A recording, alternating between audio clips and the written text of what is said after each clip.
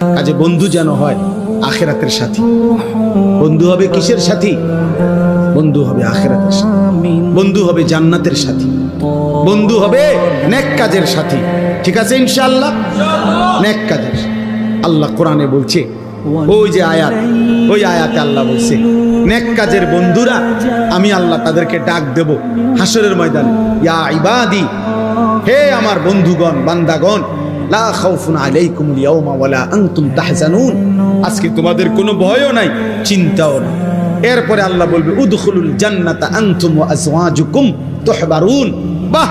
আল্লাহ বলবে তোমরা যারা নেক কাজের বন্ধু ছিলা, তোমরা বন্ধুরা একে অপরকে হাত ধরাধরি করে গলাগলি করে আমার জান্নাতে ঢোকো।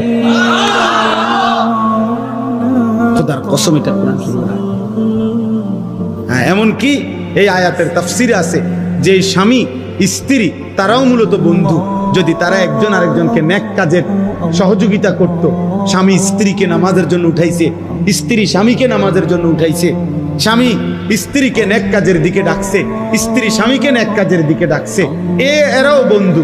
আল্লাহ তাআলা বলবেন এই স্বামী স্ত্রী তোমরাও খুশি খুশি গলাগলি করে হাত ধরাধরি করে তোমরা জান্নাতে ঢোকো।